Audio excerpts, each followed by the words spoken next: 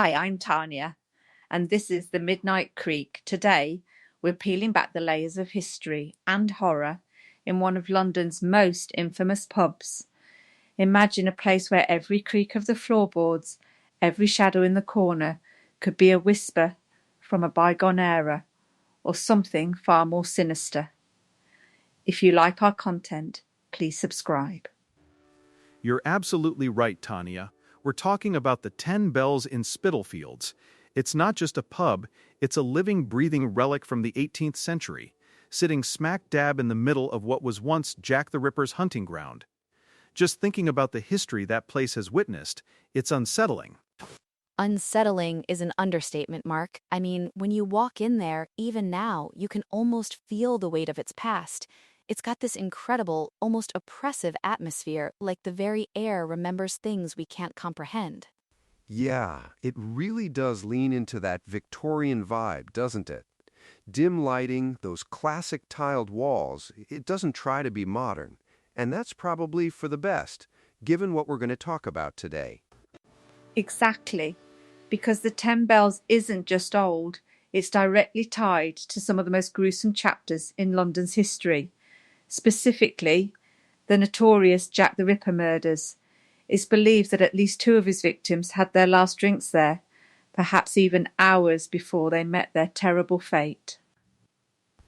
That's the chilling part, isn't it? Annie Chapman, for one. She was reportedly seen having a drink at the 10 Bells shortly before her murder in September 1888. And then there's Mary Jane Kelly, who was also known to frequent the pub. She was the Ripper's final known victim, and it's speculated she might have been there right before she died.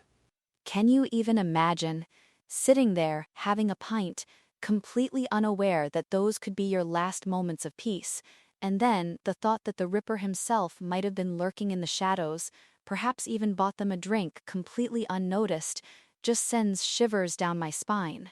It's a truly dark connection. And it's not just historical speculation. These connections are deeply woven into the pub's lore. It's almost as if the building itself absorbed the trauma of those events. It really feels that way. And that brings us to the more supernatural side of things.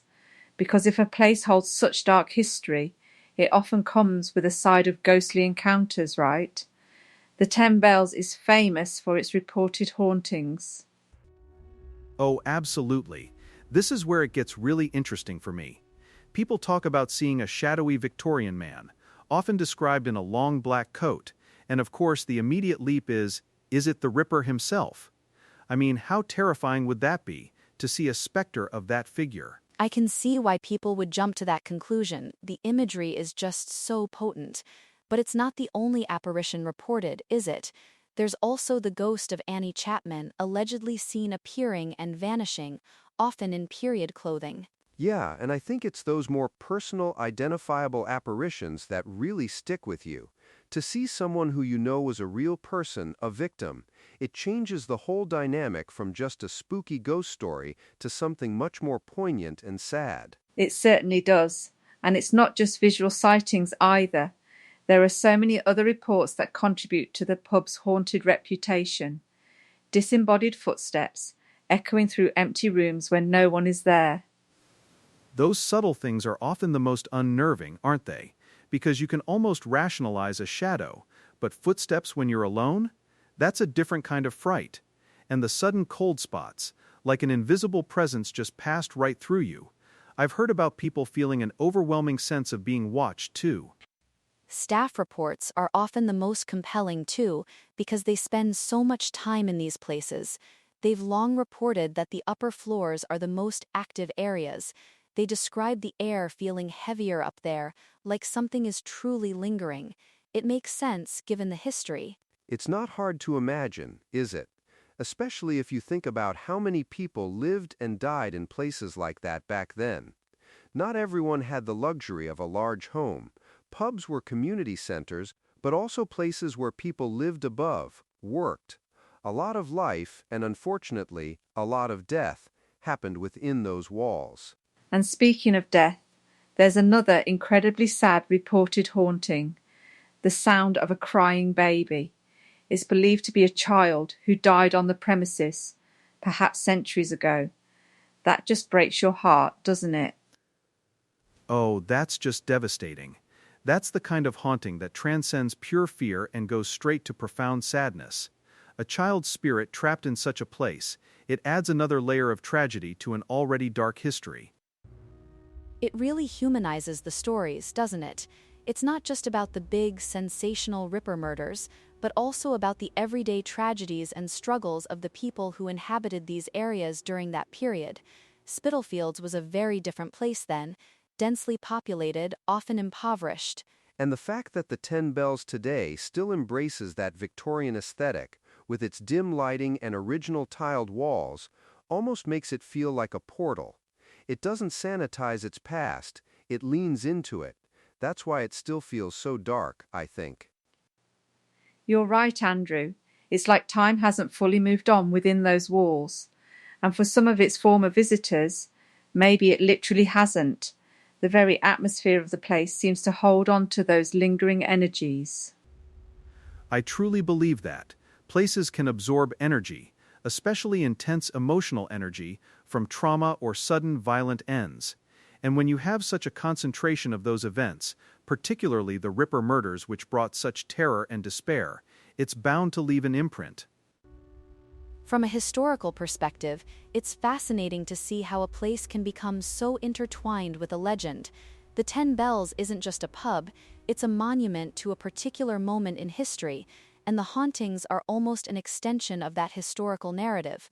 Whether you believe in ghosts or not, the stories add to its mystique. And it makes you think about how many other places in London, or any old city, have similar untold stories, right? The Ten Bells just happens to be one where the veil feels a little thinner, perhaps because the events were so horrific and well documented. It certainly gives you pause. Every time you step into an old pub or a historical building, you can't help but wonder what unseen eyes might be watching, what echoes of the past might be lingering. The Ten Bells just makes those thoughts impossible to ignore. Exactly. And it's not just about fear, it's about respect for those who came before. These spirits, if they are indeed present, are often victims themselves, carrying their own stories of pain and injustice. It makes you feel a certain empathy. I think that's a really important point, Mark. When we talk about these hauntings, especially those linked to historical atrocities, it's not just about the shock value. It's about remembering the human cost and the lives that were so cruelly cut short. So for anyone who's ever in London, especially if you have a fascination with true crime or the paranormal, the Ten Bells is an absolute must-visit. Go, grab a pint, soak in the atmosphere, and just maybe you'll feel that chill for yourself. Just try not to linger upstairs too long. Fantastic advice, Andrew. The Ten Bells isn't just a pub. It's a tangible link to a dark, fascinating, and deeply tragic piece of history. Whether you believe in ghosts or not, its stories, and the spirits tied to them, demand our attention. Thank you, Mark, Sarah, and Andrew, for this incredibly chilling discussion. My pleasure, Tanya. Always a thrill to dive into the eerie side of things. Thanks for having me. It's truly a place that makes you think. Cheers, everyone, and maybe next time we'll brave a visit ourselves. Indeed, and to all our listeners, thank you for joining us on this journey into the shadows of London. Try not to look over your shoulder too much. Until next time, stay curious and stay afraid.